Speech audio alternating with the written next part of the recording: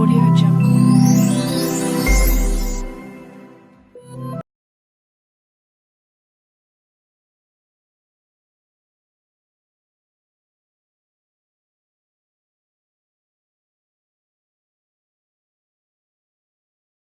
శుభోదయం పిల్లలు.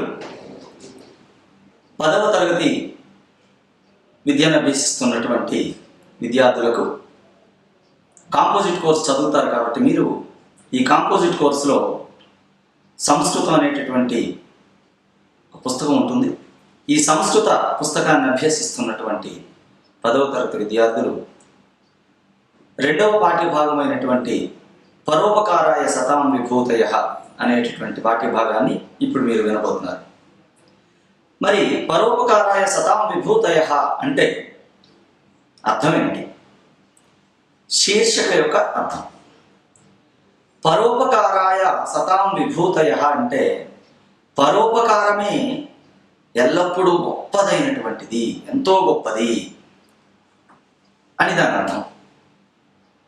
మరి ఈ పాఠ్యభాగాన్ని అభ్యసించడం వలన విద్యార్థికి ఏమిటి లాభం? దీన్ని ఎందుకు చదవాలి? దీని ద్వారా మనం తెలుసుకోవాల్సినటువంటి అంశాలు ఏమిటి?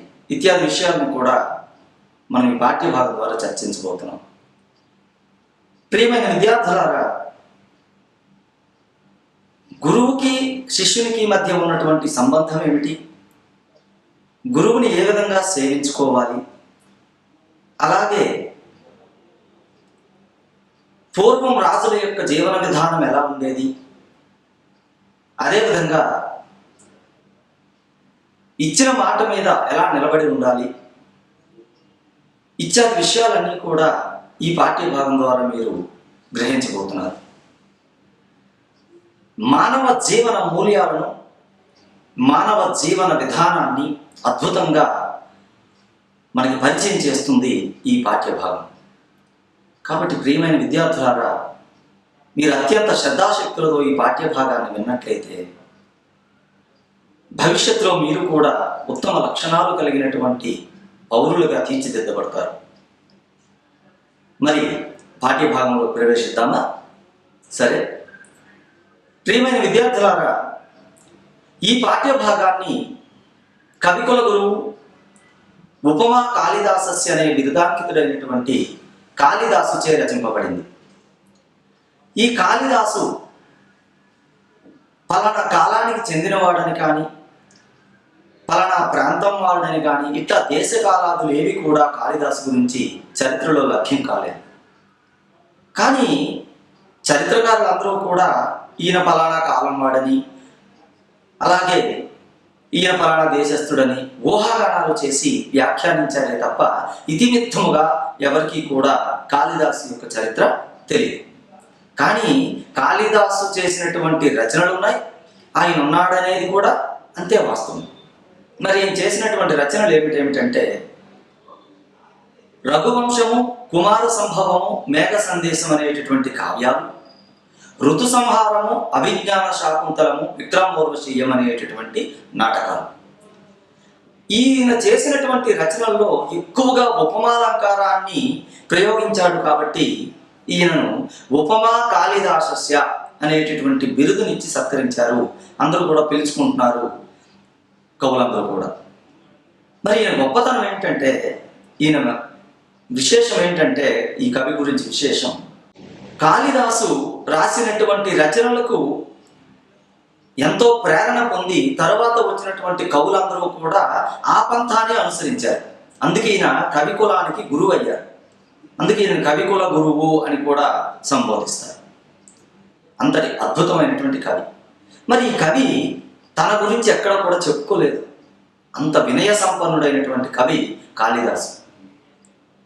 ఎందుకంటే రఘువంశం రాసినప్పుడు ఆయన విషయం ప్రస్తావిస్తాడు. క్వ సూర్యవంశ ప్రభవో క్వ చ అల్ప విషయామతి అని అంటాడు. అంటే సూర్యవంశీయులైనటువంటి ఆ రఘుమహారాజు వీళ్ళెక్కడ, అల్పమతి కలిగినటువంటి, అల్పబుద్ధి కలిగినటువంటి నేనెక్కడ? కానీ అటువంటి రఘువంశీయుల యొక్క చరిత్రను వర్ణించబోతున్నాను. ఇది ఒక చిన్న పడవలో ఒక చిన్న తెడ్డు పట్టుకొని ఈదడం లాంటిది. అటువంటి మహాసముద్రం లాంటి ఒక చరిత్ర కలిగినటువంటి రఘువంశీయుల చరిత్రను వర్ణించడానికి పూనుకుంటున్నాను. దీనివల్ల నేను నవ్వుల పాలైపోతానేమో అని తన యొక్క సందేహాన్ని ప్రకటిస్తూ రఘువంశాన్ని ప్రారంభించాడు. అది కవి యొక్క వినయం. చూసారా, ఇట్లా తను చేయాల్సిన పనిని చేయడానికే పూనుకున్నాడు తప్ప తన గురించి తను ఎక్కడ కూడా ప్రస్తావించుకోలేదు. అందుకే ఆయన చరిత్ర మనకి ఎక్కడికి లభ్యం కాలేదు.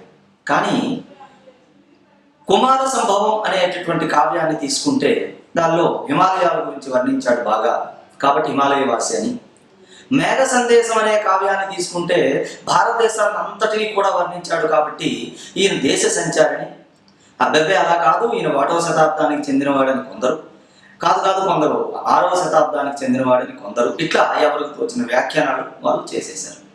కానీ ఇతిమిత్తంగా మాత్రం ఈయన దేశ కాలాదుల్ని ఎవరూ కూడా చెప్పలేకపోయారు. సరే, ఏది ఏమైనా ఆయన కావ్యాలు ఉన్నాయన్నది నిజం, ఆయన ఉన్నాడు అన్నది కూడా అంతే నిజం. ఇంకా కాళిదాసు గురించి చెప్పుకుంటూ పోతే మనకి ఒక నెలలు పట్టచ్చు, సంవత్సరాలు పట్టచ్చు. కాబట్టి మన సమయాభావం వల్ల ఆయన గురించి పెద్దగా నేను ప్రస్తావించడం లేదు. ఎందుకంటే 10వ తరగతి పరీక్షల్లో కవి గురించి రాయాల్సినటువంటి ఆవశ్యం లేదు, కాబట్టి దీని గురించి నేను ఎక్కువ ప్రస్తావించట్లేదు. సరే, మరి పాఠ్యభాగానికి వచ్చినట్లయితే పాఠ్యభాగంలో ముందుగా ఇతివృత్తాన్ని చూద్దాం, నేపథ్యాన్ని చూద్దాం. పూర్వం ఆశ్రమ విద్య ఉండేది. అంటే ఎక్కడైతే విద్య దొరుకుతుందో విద్యార్థి అక్కడకు వెళ్ళి విద్యను అభ్యసించేవారు. ఈ రోజుల్లో లాగా విద్యార్థి దగ్గరికి చదువు వెళ్ళడం కాదు, చదువు ఎక్కడ ఉందో విద్యార్థి అక్కడికి వెళ్ళి చదువు నేర్చుకునేవాడు. మరి ఆశ్రమ విద్య ఎలా ఉండేది అంటే విద్యార్థి గురువు దగ్గరకు వెళ్ళి శుశ్రూషలు చేసి గురువు యొక్క అనుగ్రహం పొందిన తర్వాత తను నేర్చుకునేటటువంటి ఏ విద్యలు నేర్చుకోవాలనుకుంటాడో ఆ విద్యను నేర్చుకునేవాడు. అట్లా ఉండేది. అలాగే కౌత్సుడు అనేటటువంటి శిష్యుడు వరతంతువు అనేటటువంటి గురువు వద్దకు వెళ్ళి చక్కగా విద్యలను అభ్యసించాడు, శుశ్రూషలు చేసి తదుపరి గురువు యొక్క అనుమతిని తీసుకొని తను గృహానికి పయనమయ్యాడు. అలా పయనమైనటువంటి సందర్భంలో, అయ్యా గురువర్య, మీరు నాకు ఎంతో విద్యను నేర్పారు, 14 విద్యలు నేర్పారు, దానికి ప్రతిగా నేను మీకు గురుదక్షిణ ఇవ్వాలనుకుంటున్నాను అని నివేదన చేశాడు. అప్పుడు గురువర్యులు, నాయన, నీవు చేసినటువంటి సేవే నాకు నువ్వు ఇచ్చినటువంటి గురుదక్షిణ, ఎంతో సేవ చేసావు, నాకు అంతకంటే కావాల్సిందేముంది, అదే నా గురుదక్షిణ, కాబట్టి నువ్వు నాకు ఏమీ ఇవ్వాల్సిన అవసరం లేదు అని చెప్పి గురువు గారు తిరస్కరించారు ఆ నివేదన. లేదు, ఎలాగైనా మీరు గురుదక్షిణ తీసుకోవాల్సిందే అని పట్టుబట్టాడు. గురువు గారు సరే గురుదక్షిణ తీసుకురా అని చెప్పి ఆదేశించారు. ఆ గురుదక్షిణ సంపాదించడం వరకు కౌత్సుడు బయలుదేరి అయోధ్య నగరానికి వెళ్తున్నాడు. అటువంటి సమయంలో, అదే సమయంలో రఘుమహారాజు విశ్వమంతా బాగుండాలి అని విశ్వజిత్ అనేటటువంటి అధ్వరాన్ని నిర్వహించి కోశాగారంలో చిల్లి గవ్వ కూడా లేకుండా రిక్త హస్తాలతో నిలబడి ఉన్నాడు. అటువంటి సమయంలో అతి ఎక్కువ మొత్తమైనటువంటి గురుదక్షిణ అడగడానికి కౌత్సుడు అయోధ్య నగరానికి వెళ్ళాడు. ఇది నేపథ్యం. ఇప్పుడు పాఠ్యాంతరంలోకి వెళ్తే ఏం జరుగుతుంది ఏంటి అనే విషయాన్ని అంతటిని కూడా ఇప్పుడు మీరు చూడబోతున్నారు. సిద్ధమైన పిల్లలు? మరి పిల్లలు అందరూ కూడా సావధాన చిత్తులై పాఠ్య భాగాన్ని చక్కగా ఆలకించండి. తదుపరి సారాంశాన్ని కూడా గ్రహిద్దాం. తమధ్వరే విశ్వజిదీక్షితీశం నిశేష విశ్రాణిత కోశచాతం ఉపాత్త విద్యో గురుదక్షిణాదీం కౌత్స ప్రపేదే వరతంతు శిష్యః సమృన్మయే వీతహిరణ్మయత్వాత్ పాత్రే నిధాయాఘ్యమనర్గశీలః శ్రుత ప్రకాశం యశసా ప్రకాశః ప్రత్యుజ్జగామాతిథి మాతిథేయః తమచ్చయిత్వా విధివత్ విధిజ్ఞః తపోధనం మానధనాగ్రయాయీ విసాంపతి విష్ట అభాజమారాత్ కృతాంజలి కృత్య విదిత్యువాచ అపి ప్రసన్నేన మహర్షినా త్వం సమ్యక్ వినీయానుమతో గృహాయ కాలో హి అయం సంక్రమితుం ద్వితీయం సర్వోపకారక్షమం ఆశ్రయం తే తవార్హతో న అభిగమేన తృప్తం మనోనియోగ క్రియయోత్సుకం మే అపి ఆజ్ఞయా శాసితురాత్మనా వా ప్రాతోసి సంభావయితుం వనాన్మాం సంభావయితుం వనాన్మాం. గమనించారు కదా పిల్లలు? మరి తమధ్వరే విశ్వజితి క్షితీశం నిశేష విశ్రామణిత కోశజాతం ఉపాత్త విద్యో గురుదక్షిణార్థి కౌత్సహ ప్రపేదే వరతంతు శిష్య. ఆ యొక్క వరతంతు మహర్షిచే ఆజ్ఞాపించబడినటువంటి ఆ యొక్క కౌత్సుడు గురుదక్షిణార్థి అయి అయోధ్య నగరానికి వచ్చేటప్పటికి అక్కడ రఘుమహారాజు అంట విశ్వజిత్ అనే యాగము చేసి అధ్వరాన్ని చేసి పేద ప్రజలందరికీ కూడా దాన ధర్మాలు చేసేసి విరివిగా పూర్తిగా కోశాగారములో ఏమీ ధనము లేనివాడై ఉన్నాడు. నిశేష విషయానిత కోశజాతం, నిశేషమైపోయింది. అటువంటి సమయంలో ఈయన వెళ్ళాడు. ఎప్పుడైతే కౌత్సుడు అనేటటువంటి మునివర్యుడు అయోధ్య నగరానికి వేంచేశాడు అని చెప్పి వార్త అందిందో వెంటనే రఘుమహారాజు అతిథుల్ని సత్కరించడంలో పేరెన్నిక గన్నవాడు, అతిథి అభ్యాగతుల్ని సత్కరించడంలో ముందుంటాడు కాబట్టి వెంటనే రఘుమహారాజు ఆ యొక్క కౌత్సునికి ఎదురేకి వెళ్ళాడు. వెళ్ళి ఎలా వెళ్ళాడట? మృణ్మయ పాత్రతో, చేతిలో మృణ్మయ పాత్రతో ఎదురేకి వెళ్ళాడు. సాధారణంగా మహారాజులు ఎప్పుడూ కూడా అతిథి అభ్యాగతుల్ని సత్కరించడానికి ఎదురేకి వెళ్ళేటప్పుడు బంగారు పాత్రతో వెళ్ళాలి. కానీ భూమండలాన్నంతటినీ పరిపాలిస్తున్నటువంటి రఘుమహారాజు మట్టి పాత్రతో వెళ్ళాడు. అంటే ఇక్కడ కవి చెప్పకనే చెప్తున్నాడు. ఏమిటయ్యా అంటే రఘుమహారాజు దగ్గర చిల్లిగవ్వ కూడా లేదు అనే విషయాన్ని ఈ మట్టి పాత్ర ద్వారా మనకు తెలియజేశాడు. మరి ఎప్పుడైతే అలా ఎదురేగి వెళ్ళాడో, ఎవరికి ఎదురేగి వెళ్ళాడు? శృత ప్రకాశం, వేదములతో వేద విద్యలతో ప్రకాశిస్తున్నటువంటి ఆ బ్రహ్మచారిని యశసా ప్రకాశ అంటే కీర్తితో ప్రకాశింపబడుతున్నటువంటి ఆ యొక్క రఘుమహారాజు ఆహ్వానించడానికి వెళ్ళాడు అని అర్థం. బాగుంది. తమచ్చయిత్వా విధివత్ విధిజ్ఞ తపోధనం మానధనాగ్రయాయి. ఆ విధంగా తపోధనుడైనటువంటి ఆ కౌత్సుని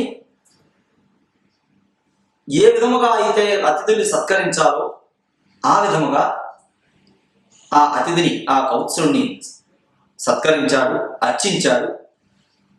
అటు పిమ్మట అపి ప్రసన్నేన మహర్షినాత్వం సమ్యక్ వినీయానుమతో గృహాయ అని అంటున్నాడు.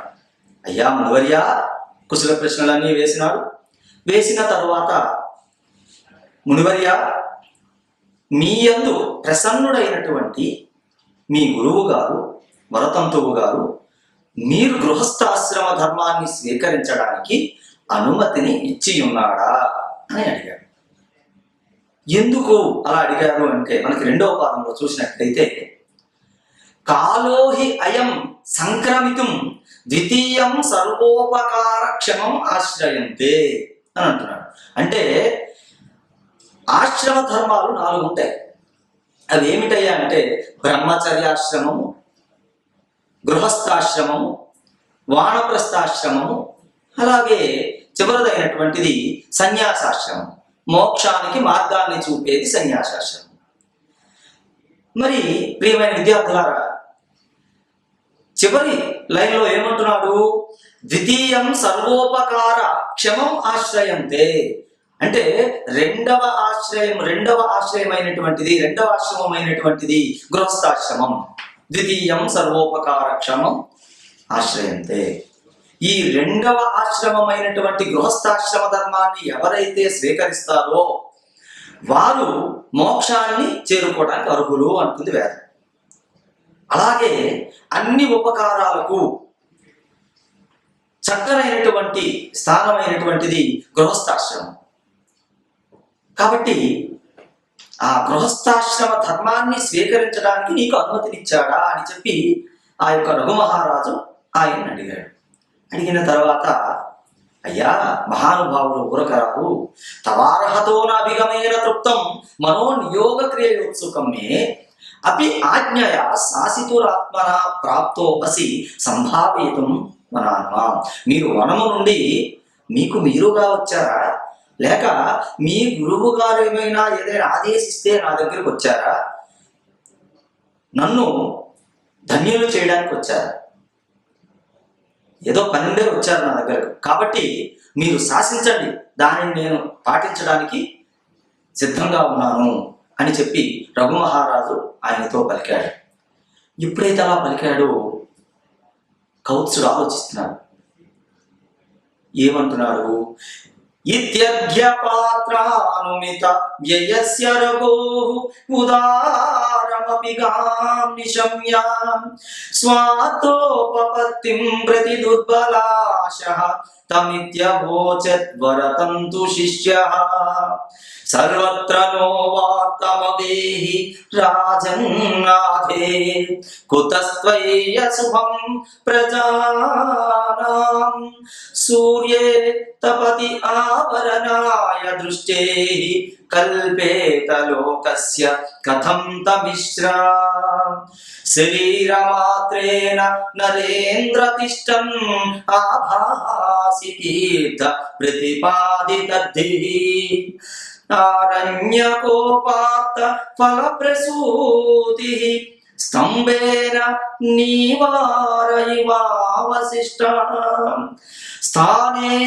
భవానేక నరాధిప సన్న కించనత్వం మఖజం వ్యనక్తి పర్యాయపీతస్య సురైర్హిమాంశోః కలాక్షయః శ్లాఘ్యతరో హి వృష్టేః వృద్ధేః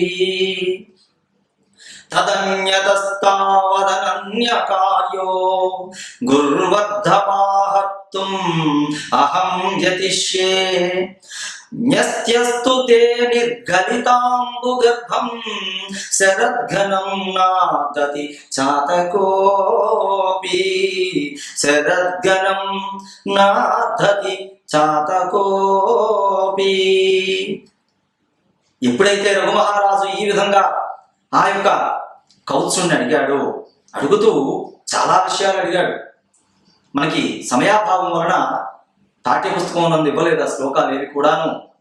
గురువు గారు బాగున్నారా, అన్ని కార్యక్రమాలు కూడా బాగుగానే జరుగుతున్నాయా, గురువు గారికి ఎటువంటి ఆటంకాలు లేవు కదా, ఋతువుల వలన కానీ, జంతువుల వలన కానీ, లేకపోతే చోరుల వలన కానీ, ఇంకా సామంతరాజుల వలన కానీ, వీళ్ళందరి వలన కూడా ఎటువంటి ఆటంకాలు మీకు కలగట్లేదు కదా, యజ్ఞయాగాలు అన్ని బాగానే నిర్వర్తిస్తున్నారు కదా అని ఎన్నో ప్రశ్నలు వేశాడు మహారాజు. అలా వేసిన పిమ్మట కౌత్సుడు అనుకుంటున్నాడు, ఏమిటని, ఇదేమిటబ్బా, రఘుమహారాజు మొత్తం భూమండలాన్ని అంతటిని ఏకఛత్రాధిపత్యంగా ఏలుతున్నటువంటి రఘుమహారాజు చేతిలో అర్ఘ్యపాత్ర మట్టిది ఉంది అంటే ఈయన పూర్తిగా ధనము లేనటువంటి వాడు. కాబట్టి నా స్వప్రయోజనాన్ని ఆశించి నేను ఈ విరివి అయినటువంటి ఎక్కువైనటువంటి ఈ గురుదక్షిణ నేను ఈయన అడగటం భావ్యం కాదు. నా స్వప్రయోజన సిద్ధి కోసం రాజుగారిని ఇబ్బంది పెట్టడం మంచిది కాదు అని అనుకున్నాడు. అనుకొని ఈ విధంగా అంటున్నాడు కౌత్సుడు రఘుమహారాజుతో, అయ్యా మహారాజా, సర్వత్రనో వార్తమవేహి రాజన్ నాథే కొతస్త్వయ్య శుభం ప్రజానాం. ఏంటట, ఎందుకు? సూర్యే తపతి ఆవరణాయ దృష్టేహి కల్పేత లోకస్య కథంత మిశ్ర.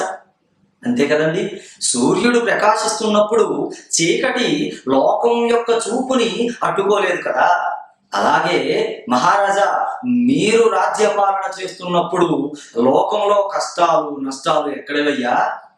ప్రజలందరూ కూడా సుఖంగానే ఉన్నారు, ప్రజలందరూ కూడా అద్భుతంగా వారి జీవనాన్ని సాగిస్తున్నారు అని చెప్పాడు.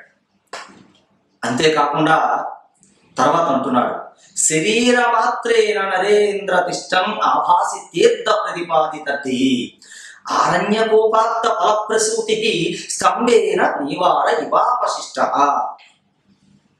చూసారా ఎంత చక్కగా ఉపమాలంకారంలో వర్ణిస్తున్నాడు కాళిదాసు. ఉపమాలంకారంలో ఏదైనా చెప్పదలుచుకున్నటువంటి విషయాన్ని చెప్తే అది చెప్పకూడని విషయమైనా కూడా రమ్యంగా చెప్పచ్చు. అందుకే ఇక్కడ కాళిదాసు ఉపమాలంకారాన్ని ఎంచుకున్నాడు. మరి కౌత్సుడు ఆ రఘుమహారాజుతో అంటున్నాడు, ఏ మహారాజా, శరీరమాత్రేణ నరేంద్ర తిష్టన్ ఆభాసి తీర్థ ప్రతిపాదితది. అంటే మహారాజా, మీరు ఒక మంచి పని కోసం తీర్థ ప్రతిపాదితది దాన ధర్మాలన్నీ కూడా చేసేసి రిక్తాస్తాలతో నిలబడి ఉన్నారు. మీరు ఎలా ఉన్నారట? ఎలా ఉన్నారని చెప్తున్నాడు, స్తంభేన నీవార ఇవావశిష్ట. అంటే కోయబడినటువంటి ధాన్యాన్ని తెచ్చిన తర్వాత, ధాన్యాన్ని తీసిన తర్వాత ఏ విధంగా అయితే గడ్డిగా మిగిలిపోతుందో ఆ మొక్క, అట్లా ధాన్యము తీయబడినటువంటి గడ్డిగా నీవు మిగిలిపోయి ఉన్నావు అని చెప్తున్నాడు. చెప్తూ ఇంకా ఏమంటున్నాడు, స్థానే భవానేక నరాధిప సన్న కించనత్వం మకజం వ్యనక్తి పర్యాయపేతస్య సురైర్హిమాంశో కళాక్షయ శ్లాఘ్యతరో హి వృద్ధేహి. మహారాజా, ఇప్పుడు మీరు ఉన్నటువంటి ఈ క్షీణ దశ అది మెచ్చుకోదగినదే. ఎందుకంటే ప్రపంచమంతా కూడా, విశ్వమంతా కూడా సుభిక్షంగా ఉండాలి అని మీరు యాగము చేసి ఒక మంచి పని చేసి తద్వారా దాన ధర్మాలు చేశారు కాబట్టి ఈ క్షీణత మీకు వచ్చిందే తప్ప ఈ క్షీణత శ్లాఘించదగినదే. ఎందుకంటే చంద్రునిలో ఉన్నటువంటి అమృత కిరణాలను దేవతలు పీల్చడం వలన, వారు పానము చేయటం వలన చంద్రునిలో క్షీణత వస్తుంది. ఆ క్షీణత శ్లాఘింపదగినదే. కాబట్టి అటువంటి క్షీణత నీకు కూడా వచ్చింది మహారాజా, కాబట్టి అది వృద్ధి పొందడానికి అని చెప్పి కౌత్సుడు రఘు మహారాజుతో అన్నాడు. తర్వాత ఇంకా ఏమంటున్నాడు, తదన్యతస్థావ అనన్యకార్యో గురువర్ధమాహత్వం అహం యతిష్యే తస్తుతే నిర్గలితాంబు గర్భం శరద్ఘనం నార్థతి చాతకో అని. ఇంకా ఏమన్నాడంటే, అయ్యా మహారాజా, మీరు ఇప్పుడు ఏమీ లేనటువంటి రిక్తహస్తాలతో, ఏ బంగారు నిధి లేనటువంటి రిక్తహస్తాలతో ఉన్నారు. కాబట్టి నేను వేరే వాళ్ళ దగ్గరికి వెళ్ళి నాకు కావలసినటువంటి ధనాన్ని నేను అర్థిస్తాను అని చెప్పి అంటూ ఈ విధంగా అంటున్నాడు. మహారాజా, చాతక పక్షి శరత్కాలంలో వర్షించినటువంటి మేఘం ఏ విధంగా అయితే ఉట్టిపోయి ఉంటుందో, నీళ్లు లేకుండా ఉంటుందో, అదే విధంగా నీవు కూడా ఉన్నావు. చాతక పక్షి అలాంటి మేఘం కొరకు యాచించదు కదా. నీటితో నిండి ఉన్నటువంటి మేఘం ఎప్పుడు వర్షిస్తుందా అని చెప్పి ఎదురు చూస్తుంటుంది చాతక పక్షి. ఎందుకంటే చాతక పక్షి కింద పడినటువంటి నీటిని త్రాగితే జబ్బు పడుతుంది. కాబట్టి వర్షిస్తున్నటువంటి మేఘంలో మధ్యలో పట్టుకొని నీటి తాగుతుంది అది. కాబట్టి అలా వర్షించే మేఘం కోసమే ఎదురు చూస్తుంది చాతక పక్షి. అలాగే ధనం ఉన్నటువంటి మహారాజే నాకు నా కోరికను తీర్చగలడు. ఇప్పుడు మీ దగ్గర ఎటువంటి ధనము లేదు, కాబట్టి నేను వేరే దగ్గరకు వెళ్ళి వేరే రాజుల్ని అర్థిస్తాను అని చెప్పి ఆ యొక్క కౌత్సుడు అన్నాడు. ఎప్పుడైతే ఇలా అన్నాడో అంటూ తదుపరి ఏం జరిగింది చూద్దాం. మరి ఈ విధంగా పలికినటువంటి కౌత్సుని రఘు మహారాజు ఏమంటున్నాడు చూద్దాం.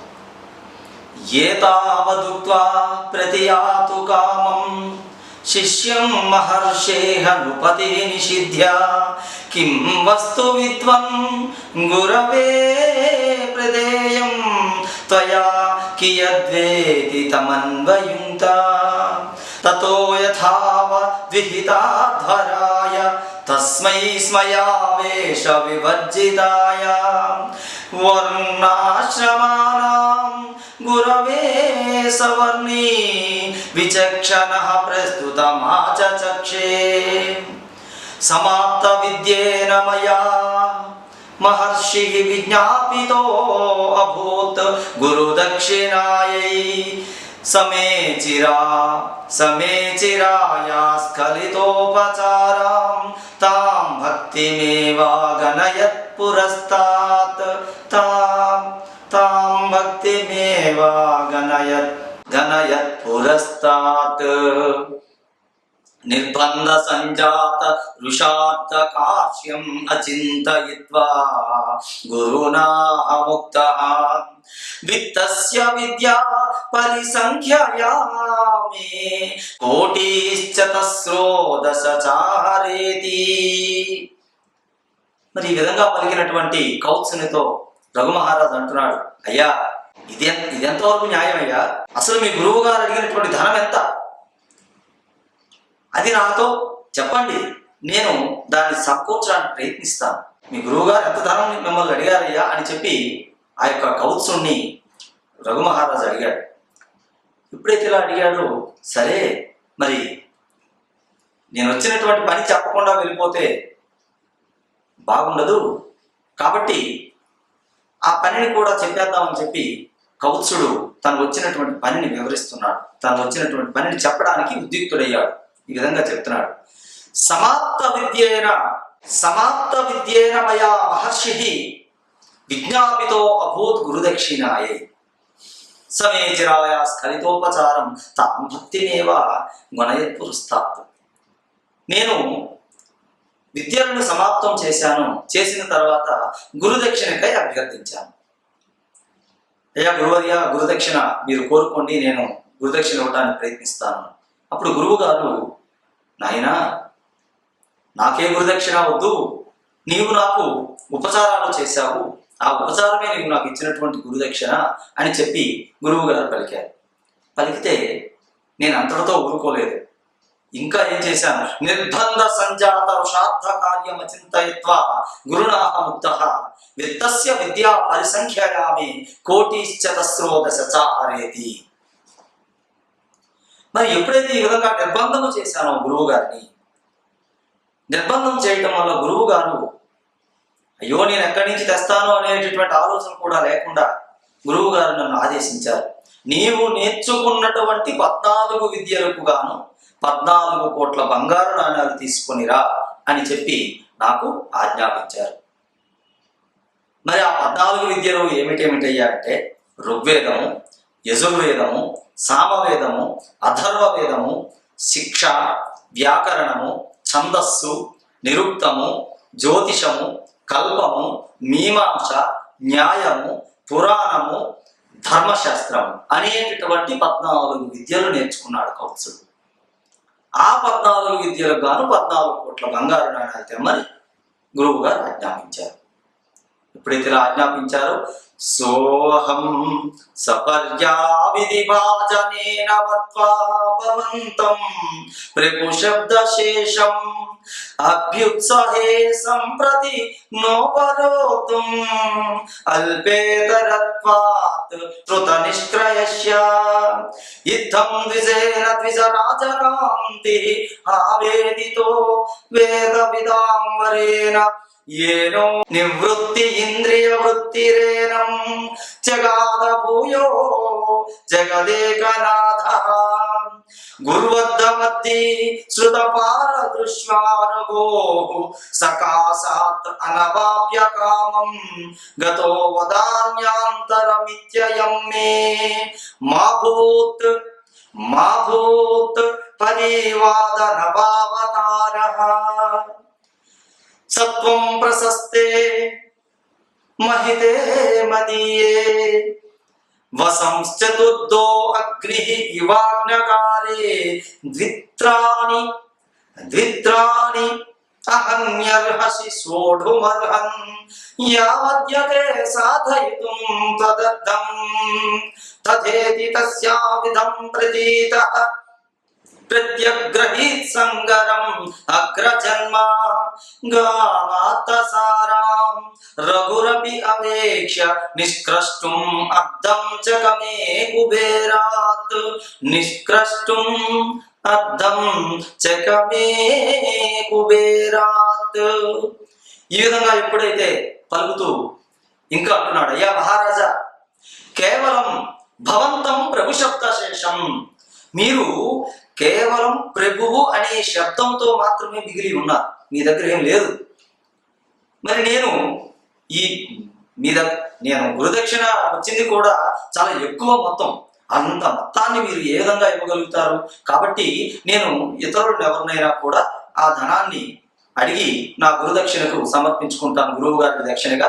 కాబట్టి నేను ఇక వెళ్ళొస్తానయ్యా అని వెళ్ళిపోబోతున్నాడు. ఆ సమయంలో చంద్రుని కాంతితో సమానమైనటువంటి, అలాగే భూమండలానికి అంతటికీ కూడా చక్రవర్తి అయినటువంటి, జగదేకనాథుడైనటువంటి, జగత్తుకు అంతటికీ నాథుడైనటువంటి ఆ యొక్క రఘుమహారాజు ఆవేదనతో ఈ విధంగా అంటున్నాడు. ఏమని? అయ్యా, మీరు ఏదైతే గురువు యొక్క దక్షిణాధ్యాయి ఒక రాజు దగ్గర, రఘుమహారాజు దగ్గరకు ఒక బ్రాహ్మణ కుమారుడు వస్తే ఆ గురుదక్షిణ ఇవ్వకుండా కొత్త చేతులతో వెనక్కి పంపించాడు అనేటటువంటి కొత్త అపవాదు నాకెందుకయ్యా? కాబట్టి మహానుభావ, మీరు 2 లేదా 3 రోజులు నా అగ్నిశాలయందు 4వ అగ్ని వలె విశ్రాంతి తీసుకోండి. నేను మీకు కావలసినటువంటి గురుదక్షిణకు కావలసినటువంటి అర్థాన్ని నేను సమకూరుస్తాను అని ఎంతో వినయంతో వేడుకున్నాడు రఘుమహారాజు. మరి ఆ 3 అగ్నులు ఏమిటయ్యా అంటే, ఎప్పుడూ కూడా యజ్ఞయాగాదులు చేసినటువంటి వారి ఇండ్లలో 3 అగ్నులు నిత్యము వెలుగుతుండాలి. ఆ 3 అగ్నులు ఏమిటంటే ఆహ్వనీయాగ్ని, దాక్షిణాగ్ని, గార్హపత్ని అగ్ని అనేటటువంటి 3 అగ్నులు వెలుగుతూ ఉండాలి.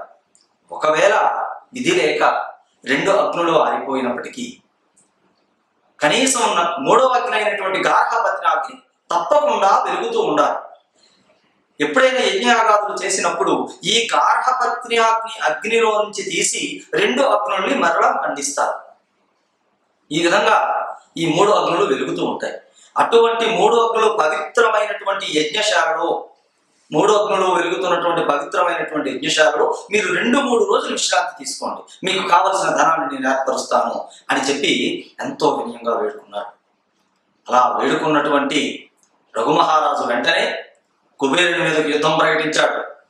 ఎందుకంటే రఘుమహారాజుకు కుబేరుడు కూడా సామంతరాజు అనే కనబడుతున్నాడు. కాబట్టి కుబేరుని మీదకు యుద్ధం ప్రకటించాడు.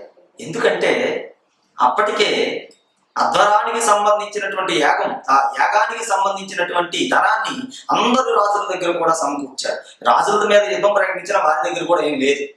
కాబట్టి కుబేరుడు ఒక్కడే దీనికి సరైనటువంటి వాడు అని చెప్పి కుబేరుని మీద యుద్ధం ప్రకటించేశారు.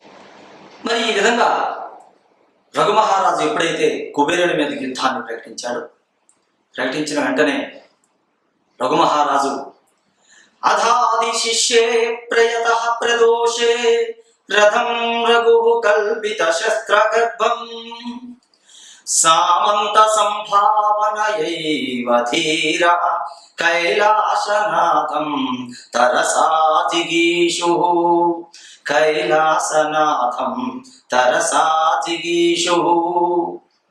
ఎప్పుడైతే ఈ విధంగా యుద్ధాన్ని ప్రకటించాడో వెంటనే రఘుమహారాజు ప్రదోష కాలంలోనే రథం రఘు కల్పిత శస్త్రగర్భం అంటే ఆయుధాలతో సమకూర్చబడి ఉన్నటువంటి రథములో ఆ సాయంత్రమే విశ్రమించాడు. ఎప్పుడూ కూడా యుద్ధానికి బయలుదేరే రాజులు ప్రదోష కాలంలోనే రథములో విశ్రమించాలి అనేది వేదం. కాబట్టి శాస్త్రానికి అనుగుణంగానే మరుసటి రోజు ఉదయం యుద్ధానికి పయనం అవ్వాలి. కాబట్టి రఘు మహారాజు ఆ యొక్క ఆయుధాలు సమకూర్చబడి ఉన్నటువంటి రథములో విశ్రమించాడు. ఎవరి మీద యుద్ధాన్ని ప్రకటించాడు? కైలాసనాథుడైనటువంటి కుబేరుని మీద. ఇక్కడ మీకు చిన్న సందేహం రావచ్చు, ఏమిటంటే కైలాసనాథుడు అంటే శివుడు కదా, మరి కుబేరుడు అంటున్నారేమిటి ఆచార్యులు? అవును, ఇక్కడ మీకు వివరణ. కైలాసనాథుడు అంటే కైలాసానికి అధిపతి కుబేరుడు, కైలాసవాసి శివుడు. అర్థమైంది కదా పిల్లలు? కైలాసవాసి, కైలాసంలో నివాసం ఉంటాడు శివుడు, కైలాసానికి అధిపతి కుబేరుడు. కాబట్టే కవి కైలాసనాథం అని ప్రస్తావించాడు. ఈ కైలాసనాథుణ్ణి రఘు ఏమనుకుంటున్నాడట? కేవలం సామంత సంభావనయైవ ధీర, సామంతరాజు వలె పరిగణించి యుద్ధం ప్రకటించాడు. మరి రఘువంశీయులు యుద్ధం ఎవరి మీదైనా ప్రకటించారు అంటే అది ఎక్కువ ప్రాణ నష్టం జరగడానికి ఎక్కువ వీళ్ళు ఇష్టపడరు. కాబట్టి అవసరమైతే తప్ప యుద్ధం ఎవరితోని కూడా రఘువంశీయులు చేయరు. కాబట్టి ఇక్కడ అవసరం పడింది, కాబట్టి యుద్ధాన్ని ప్రకటించాడు. మరి ఎప్పుడైతే యుద్ధాన్ని ప్రకటించాడో, రథంలో విశ్రమించాడు, ఇంట్లో ఏం జరిగింది అంటే ప్రాతః ప్రయాణాభిముఖాయ తస్మై సవిస్మయా కోశగృహే నియుక్త హిరణ్మయీం కోశగృహస్య మధ్యే వృష్టిం శశంశు పతితాం నభస్తః. రాజుగారు యుద్ధానికి సిద్ధమైపోయారు, వెళ్ళిపోవడానికి, యుద్ధానికి వెళ్ళడానికి. ఎప్పుడైతే సిద్ధమయ్యారో వెంటనే ఆ ప్రాతకాలంలోనే అక్కడ కోశగృహాన్ని రక్షిస్తున్నటువంటి రక్షక భటులు ఒక్క ఉదుటన పరిగెట్టుకుంటూ వచ్చారు.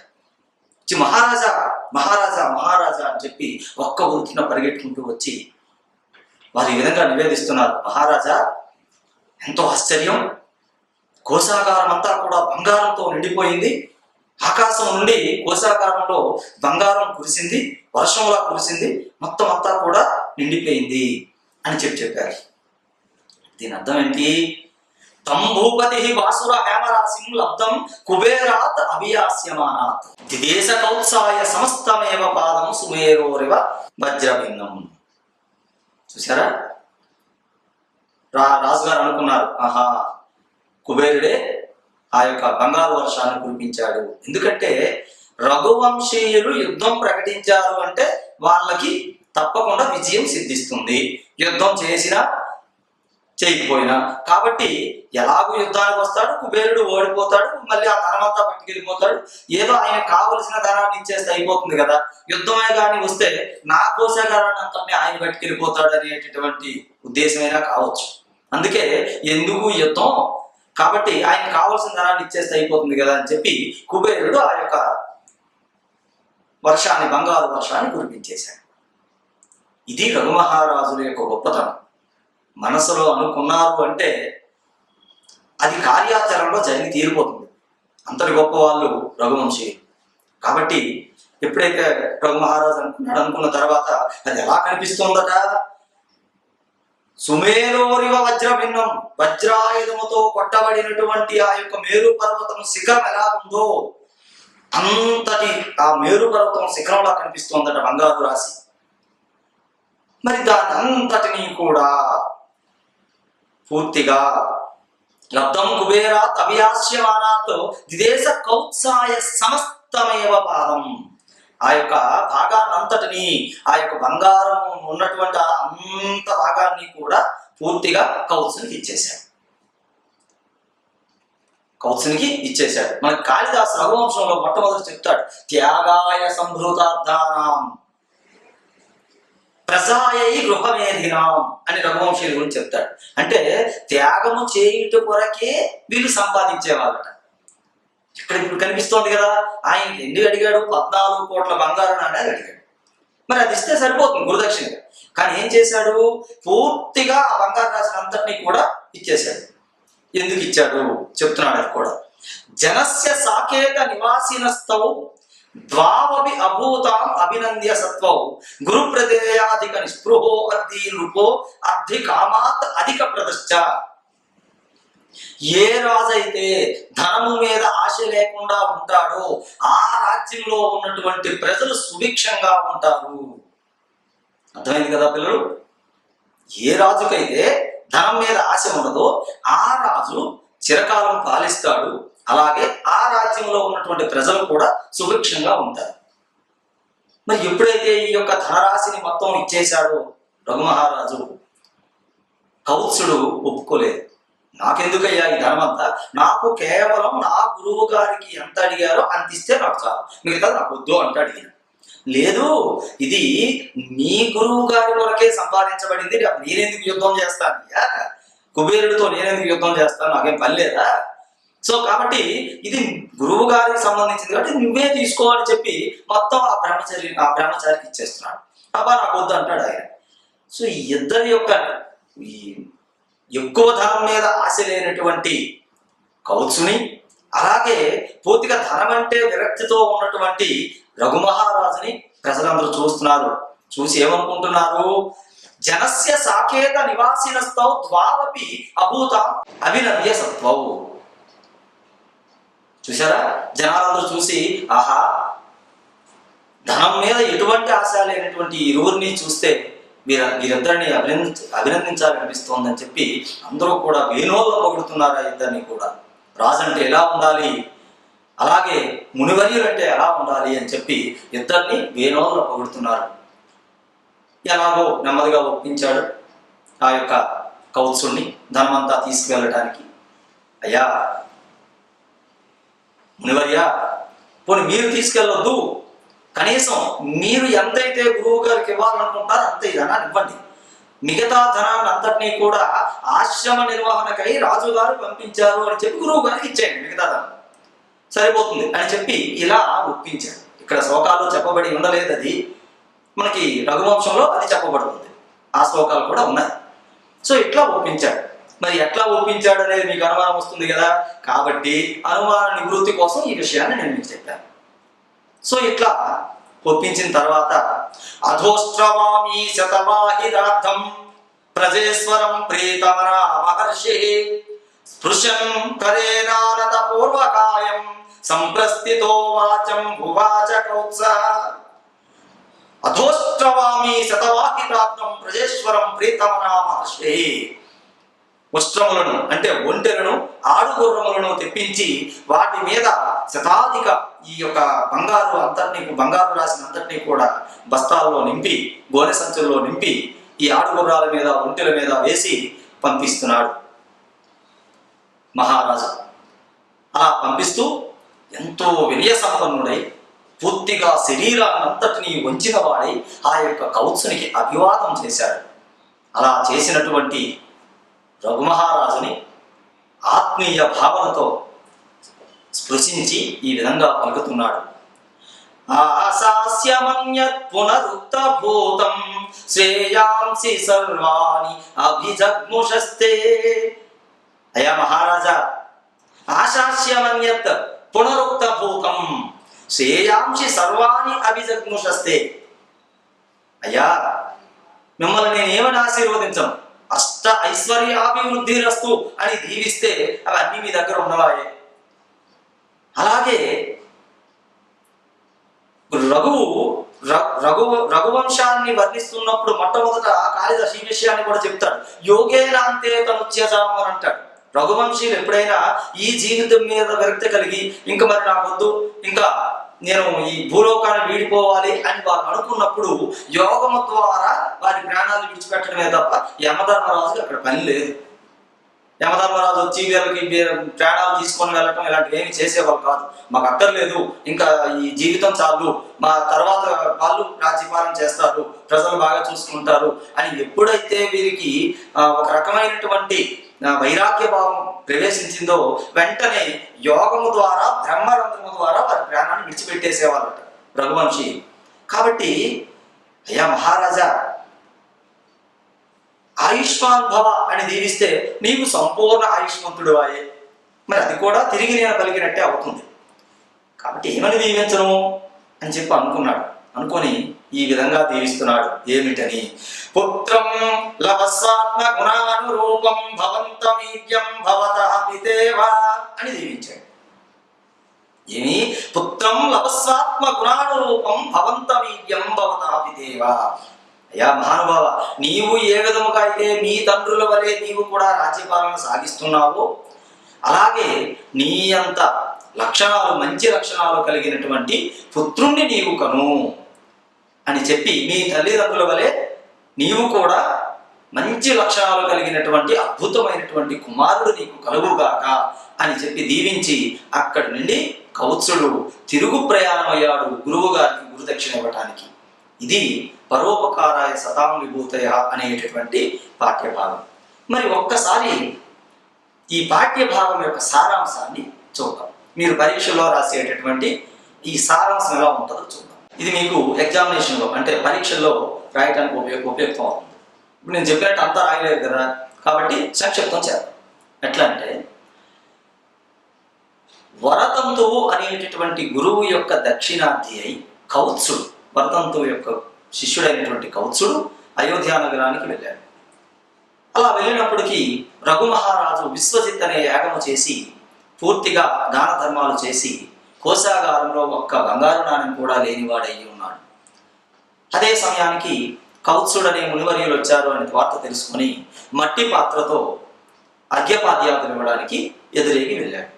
వెళ్ళి కుశల ప్రశ్నలన్నీ వేశాడు. గురువు గారు బాగున్నారా, అన్నీ చక్కగా సాగుతున్నాయా, ఆశ్రమ కార్యకలాపాలన్నీ అని చెప్పి అన్ని కుశల ప్రశ్నలు వేసిన తర్వాత, అయ్యా మరి మీరు రావటంతో మాత్రమే నా యొక్క మనస్సు తృప్తి చెందటం లేదు, మీకు మీరుగా వచ్చారా, లేక గురువుగారు పంపిస్తే వచ్చారా, లేదా నా ద్వారా మీకు కావాల్సినటువంటి పని ఏమైనా ఉందా అని చెప్పి రఘు మహారాజు ఆ కౌత్సుడిని అడగగా, కౌత్సుడు, అయ్యా మీరు రాజ్యపాలన చేస్తున్నప్పుడు, నీ వంటి రాజులు రాజ్యపాలన చేస్తున్నప్పుడు ప్రజలకి ఈతి బాధలు ఎక్కడవయ్యా, అందరూ కూడా సుభిక్షంగానే ఉన్నారు. సూర్యుడు ప్రకాశిస్తున్నప్పుడు చీకటి లోకం యొక్క చూపుని అడ్డుకోలేదు కదా, అందరూ కూడా బాగానే ఉన్నారు. కానీ మీరు ఇప్పుడు అంతా కూడా దానం చేసి రిక్తాస్తాలతో నిలబడి ఉన్నారు. ఇప్పుడు మీరు ఏ విధంగా ఉన్నారు అంటే, ధాన్యము తీసేయబడినటువంటి గడ్డి ఎలాగైతే ఉంటుందో అలా పూర్తిగా ప్రభువు అనే శబ్దంతో మాత్రమే మిగిలి ఉన్నారు. కాబట్టి నేను వచ్చినటువంటి పని మీ దగ్గర అవ్వదు, నేను వేరే వారి దగ్గర యాచిస్తాను అని చెప్పి తను చెప్పగా, అయ్యా మీరు వచ్చినటువంటి కార్యక్రమాన్ని అసలు పని ఏంటో చెప్పండి, అది నేను తీర్చగలిగింది అయితే తప్పకుండా తీర్చుతాను, ఏ పని చెప్పకుండా వెళ్ళిపోవడం తగదయ్యా అని చెప్పి రఘుమహారాజు వేడుకుంటే, అప్పుడు కౌత్సుడు, మహారాజా నేను విద్యలను సమాప్తం చేసిన తర్వాత గురువు గారి దగ్గర నుంచి వెళ్ళిపోతూ గురుదక్షిణకై ఆయన అభ్యర్థించాను. అప్పుడు గురువు గారు, నీవు చేసిన సేవలు సరిపోతాయి కాబట్టి నా గురుదక్షిణ ఏమొద్దు, నేను చాలా తృప్తి చెందాను అని చెప్పి, నీ సేవలతోనే తృప్తి చెందాను అని చెప్తే, గురువు గారిని ఎలాగైనా గురుదక్షిణ తీసుకోవాల్సిందని నేను పట్టుబట్టాను. గురువు గారి కాస్త కోపం వచ్చి, నీవు నా దగ్గర నేర్చుకున్న 14 విద్యలకు గాను 14 కోట్ల బంగారు నాణ్యాలు తీసుకొని రా అని నా స్తోమతను కూడా గమనించకుండా నా గురువు గారు ఆజ్ఞాపించి ఉన్నారు. అది పెద్ద మొత్తం కాబట్టి మీరు ఎక్కడికైనా వెళ్తే నాకు అది చిక్కదు కాబట్టి మీ దగ్గరికి వచ్చానయ్యా. కానీ చూస్తే మీరు కేవలం ప్రభువు అనే శబ్దంతో మిగిలిన్నారు, శరీరంతో మాత్రమే మిగిలిన్నారు, మీ దగ్గర ఏమీ లేకుండా ఉంది, అందుకనే నేను వేరే దగ్గరకు యాచించడానికి వెళ్తున్నాను అని చెప్పి ఆ యొక్క కౌత్సుడు చెప్పాడు. అయ్యా ఒక బ్రహ్మచారి, ఒక బ్రాహ్మణుడు గురుదక్షిణార్థి అయి రఘుమహారాజు దగ్గరకు వెళ్తే ఉత్త చేతులతో వెనక్కు పంపించాడు అనేటటువంటి కొత్త అపవాదం నాకెందుకయ్యా, మీరు 2 రోజులు నా అగ్నిశాలలో విశ్రాంతి తీసుకోండి, నేను మీకు ఏ విధంగానైనా నీ యొక్క గురుదక్షిణను నేను సమకూరుస్తాను అని ఎంతో వినయంగా వేడుకొని ఆ యొక్క అగ్నిశాలలో ఆయన విశ్రాంతి తీసుకోమని చెప్పి కుబేరుని మీదకి యుద్ధాన్ని ప్రకటించాడు. ఎప్పుడైతే కుబేరుని మీదకి యుద్ధాన్ని ప్రకటించాడో ఈ విషయం తెలుసుకున్నటువంటి కుబేరుడు బంగారు వర్షాన్ని ఆ కోశాగారంలో కురిపించాడు. అలా కురిపింపబడినటువంటి ఆ యొక్క బంగారాన్ని అంతటినీ కూడా, ఆ బంగారు రాశిని అంతటినీ కూడా కౌత్సునికి గురుదక్షిణ కొరకు ఇస్తే నాకు గురుదక్షిణ నిమిత్తం ఎంత కావాలో 14 కోట్ల బంగారు నాణ్యాలు మాత్రమే నేను తీసుకుంటాను, మిగతాది నాకు అవసరం లేదు అని చెప్పి కౌత్సుడు తిరస్కరించడం, దానికి రఘుమహారాజు గురుదక్షిణ కొరకు మాత్రమే నేను యుద్ధం ప్రకటించాను కాబట్టి ఆ గురుదక్షిణ మీరు మొత్తం అంతా కూడా మీరే తీసుకెళ్ళాలి అని చెప్పి రఘుమహారాజు ఈ ఇద్దరి సంభాషణను గమనిస్తున్నటువంటి జనులందరూ కూడా వేణోళ్ళు పొగిడారు ఆ ఇద్దరి యొక్క నిస్వార్థ గుణాన్ని. తర్వాత ఎలాగోలాగా ఆ యొక్క కౌత్సుని ఒప్పించి ఒంటెల మీద ఆడుగుర్రాల మీద ఆ బంగారు రాశినంతటినీ కూడా ఎక్కించి ఆ యొక్క గురువు ఆశ్రమానికి తరలించారు. అటు వెంబట రఘుమహారాజు ఆయన యొక్క ఆశీర్వాదం తీసుకోవడానికి వంగి నమస్కారం చేసి శరీరాన్ని అంతటినీ కూడా వినయంతో కూడినటువంటి శరీరంతో పూర్తిగా వంగి నమస్కారం చేస్తే అప్పుడు ఆ యొక్క కౌత్సుడు ఆప్యాయంగా ఆయన్ని స్పృశించి, అయ్యా నేను ఏది ఆశీర్వదించినా కూడా అది పునరుక్తమే అవుతుంది, మరలా నేను ఉన్నవే మరలా ఇచ్చినట్టు అవుతుంది. కాబట్టి మీ తండ్రుల వలె నీవు కూడా మంచి లక్షణాలను కలిగినటువంటి పుత్రుణ్ణి కను, నీకు అటువంటి పుత్రుడు కలుగుగాక అని దీవించి అక్కడ నుండి ఆయన నిష్క్రమించాడు. ఇది పరోపకారాయ సతాం విభూతయ అనేటటువంటి పాఠ్యభాగ సారాంశం. అర్థమైంది కదా పిల్లలు? చక్కగా మీరు ఈ పాఠ్యభాగాన్ని అభ్యసించి తదనుగుణంగా ప్రశ్నలకు సమాధానాలు రాస్తారని అభిలషిస్తున్నాం. సర్వే జన సుఖినో భవంతు.